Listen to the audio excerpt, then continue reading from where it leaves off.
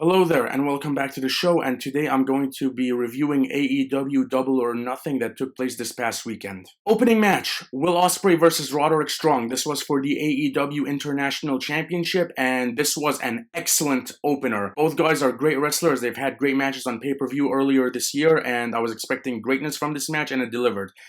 And started off intense with Ospreay attempting the hidden blade while Strong was finishing up his entrance. There was a scary moment where Ospreay he was set to take a double team move from the Kingdom, and then he flipped too early and landed right on his neck. That was a scary moment. I kind of paused everything for a bit. I was shocked that it was able to continue that match, so kudos to Will Ospreay. Don Callis on commentary during this match was excellent. I'm really liking the story between him and Will Ospreay and the inevitable turn. This match was very good. Will Ospreay wins the AEW International Championship. He defeats Roderick Strong, and that's that. Right outcome, great match, really good start to the show, and for my money, this was the second best match of the night. And following that match, we had, in my opinion, the single best moment of the entire night. Adam Cole comes out walking. I presume he's fully healed. He comes down to the ring, he does his Adam Cole baby, he cuts a promo, and then MJF makes his return to AEW. Initially goes for a hug on Adam Cole, he hits a low blow and a brainbuster, cuts an excellent promo on Adam Cole, and then reveals what we all already knew, was that he re-signed with AEW and is going to be a part of AEW for the foreseeable future, even tattooing AEW onto his body, which, I mean, I kind of respect that, the loyalty for wrestler and the promotion. This was a great moment, and in my opinion, this was the best moment of the entire night. Following that, we had another really good match. Death Triangle versus the Bullet Club Gold of Jay White, Austin, and Colton Gunn. This was for the Unified AEW Trios Championships. I will say it looks ridiculous that the Bullet Club Gold guys come out with 3 sets of belts. Mate, it's called the Unified Championships. Retire the ROH belts, put the Acclaims belts in storage, just come out with the AEW Trios titles. Why is this hard? I love Death Triangle, been a fan of them ever since their inception. I did think it was a mistake booking this match at Double or Nothing. I would have absolutely held off and booked this for All In. I would have booked Jay White versus Pact one-on-one for this show. But this match was very good. Bullet Club Gold retain as they should. Juice Robinson made his return and he cost Death Triangle the match. And I'm looking forward to see where the story goes, and I'm hoping that we keep Death Triangle together. I think they're one of these groups that should stay together forever. All 3 of these guys have great chemistry together, and I really enjoyed Death Triangle. Following that, we had Toni Storm versus Serena Deeb for the AEW Women's World Championship.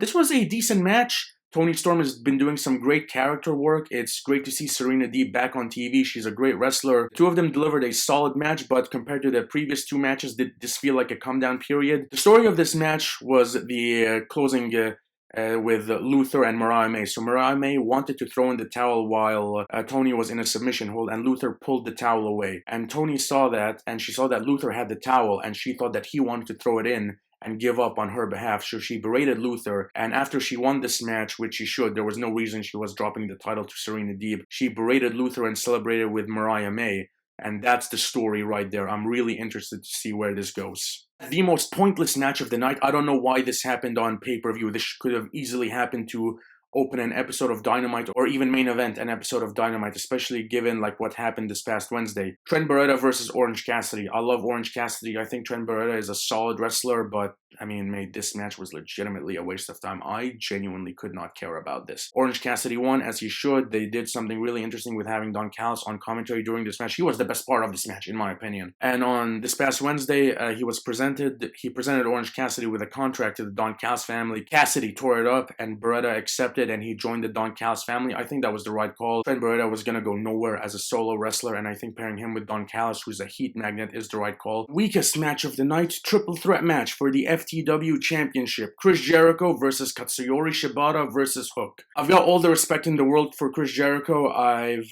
been a fan of him for years, and I respect what he's trying to do. This whole, he's self-aware, and he's, embracing it, this oblivious heel who thinks he's a babyface. I get what he's trying to do. I really do. However, this whole learning tree gimmick, not a fan, and this match was pretty weak. It was essentially a Hook versus Jericho from Dynasty, but with Shibata thrown in there. The highlight of this match for me was the use of dice. Jericho took a few bumps on dice, and they were throwing dice at each other. I thought that was pretty funny. But with the exception of that, there was nothing of substance to this match. Jericho retained the championship after interference from Brian Keith, who is the newest member of Inner Circle version 3, or JAS version 2, and I can't say that I'm interested to see where this goes.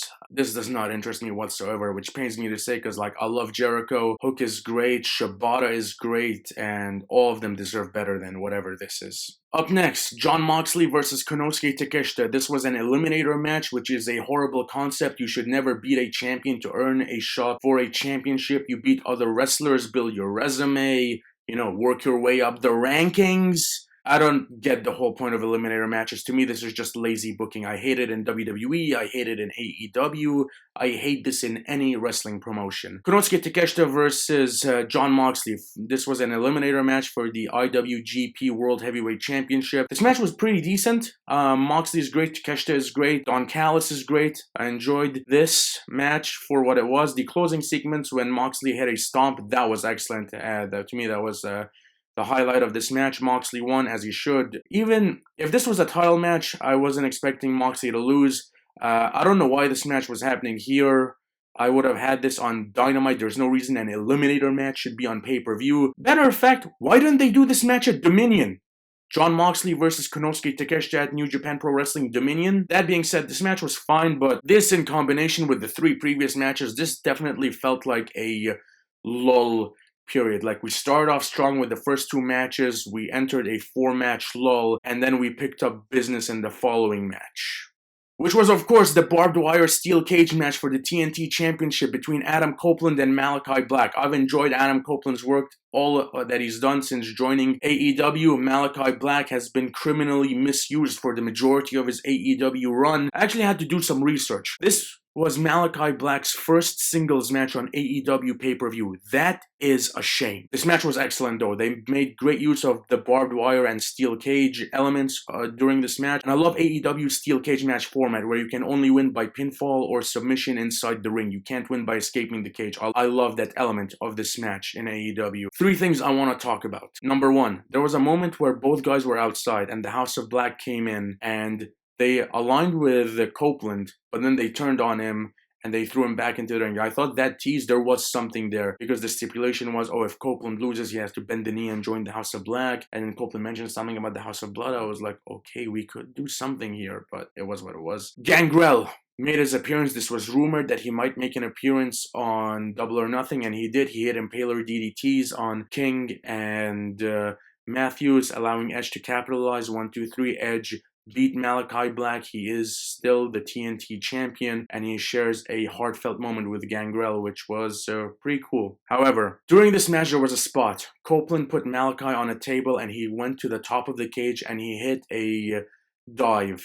And the way he landed, the first thought that went through my mind was he either broke his foot, broke his leg, or both. And it was revealed that he got a fractured tibia, and I did some research, and the recovery time for that is 4 to 6 months. And there is just no way to sugarcoat this. This was just a terrible moment. Adam Copeland had to vacate the TNT Championship. Well, more accurately, the championship was taken away from him by the Elite, and it's going to be decided in a match at Forbidden Door, which I believe Jack Perry is going to win, but just unfortunate, especially with that upcoming storyline with him and Christian reuniting and him being out potentially until the end of the year is just terrible and unfortunate. I just want to reiterate, this was a great match. 3rd best match of the night, in my opinion. Up next for the TBS Championship, Willow Nightingale, who I predicted in my Dynasty review would be nothing more than a transitional champion versus Mercedes Moné, wrestling her debut match after being with the company for 2.5 months. I really didn't like the way all of this came about, Mercedes waiting until Double or Nothing to wrestle her first match, Willow being a transitional champion. I wasn't a big fan of those things. But the build to this match I actually really enjoyed. The contract signing I really liked. The heel turn that everyone saw from a mile away, where Stokely and Chris were going to turn on Willow after she lost the championship. Thought that was executed well, predictable, but executed well. This match was very good. This was an excellent match. She won the TBS championship as she should. No reason for her to lose her debut. And I'm looking forward to see where both women go from here. The Chris Willow feud, I'm looking forward to that. And Mercedes as TBS champion. I mean, I'm interested to see where we go from there. In our semi-main event, Swerve Strickland versus Christian Cage for the AEW World Championship. I had two issues with this match being announced. Number one, Swerve Strickland is holding the top championship, the top prize in AEW, but he doesn't feel like the top thing in AEW. He hasn't been positioned as the most important element on TV. Secondly, the last time we saw Christian Cage on TV before he made his return, he lost an I Quit match to Adam Copeland. He comes back and is the number one contender for the World Championship. Why do we bring back the ranking system? Now, there was story here because Swerve attacked Nick Quain last year at his gym and left him a bloody pulp in the middle of the ring. However, I do also find it hilarious that a few weeks after that we got Swerve teaming with Christian to take on Sting and Darby at All In at Wembley Stadium. So, kind of hilarious to me. The final build towards this match I really liked, and this match itself was like 50-50. I thought the first half of this match was pretty dull, and I thought the second half of this match was excellent. First of all, the way Prince Nana was ejected and the way the rest of Patriarchy was ejected, I thought that was done really well.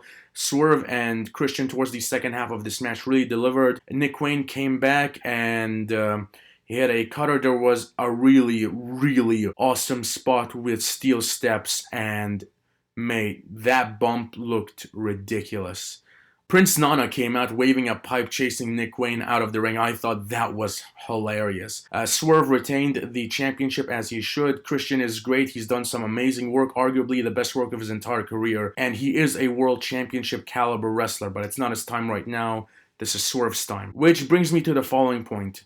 This past Wednesday, there was a match to determine the number one contender for Swerve at Forbidden Door, which Will Ospreay won. Will Ospreay is great. No doubt in my mind he's going to be the world champion, but him and Swerve at Forbidden Door, it's way too soon. And the way I see that happening is, I'm predicting Swerve wins at Forbidden Door, and Ospreay gets his win back and becomes a double champion at All In. That's where I see this going. I think it's a mistake, even though I love both guys and I think they can both deliver a great match, but man, it feels way too soon for this match to be happening. Main event, Anarchy in the Arena 3. This match was excellent. Match of the night, and I wasn't looking forward to this when it was initially announced because I was like, okay, it's the third in a row. How different can it be? But they delivered. All 8 of these guys had moments to shine. They had some amazing spots. I love that they played Final Countdown. A funny line by Matt Jackson where it was like, hey, it's not in the budget, so they cut it. That was hilarious. Crowd reaction was also awesome. All 8 of these guys had moments to shine. FTR, Okada, Danielson, Perry, the Bucks, Allen, all earned their paychecks.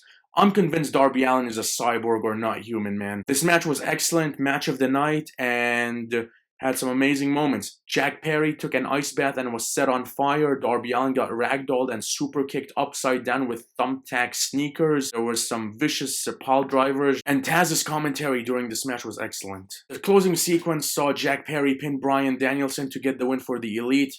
That was the right call, having the Elite win. I don't know if I would have gone with Perry pinning Danielson, but, you know, that's their decision. I know they want to build Perry up and have him established next to the Bucks and Okada. I am predicting that he will win the TNT Championship at Forbidden Door. And that was it. That was AEW Double or Nothing 2024. Overall, started strong, went through a bit of a lull period, and then closed off really well. And for AEW's 5-year anniversary show, they're still going. And so much for all those people who predicted they would be going out of business. I will say though, there were too many matches on this show. Cassidy and Beretta, Moxley Takeshita, the triple threat match, all of those could have been done on other shows. There were too many matches and this show went way too long. This definitely could have been condensed. And that was my biggest criticism of AEW Double or Nothing 2024. But overall, I really enjoyed this show. It was very good, and I am looking forward to Forbidden Door this month. And that's all for today. Thank you so much for watching, and I'll catch you on the next one. Till then, take care.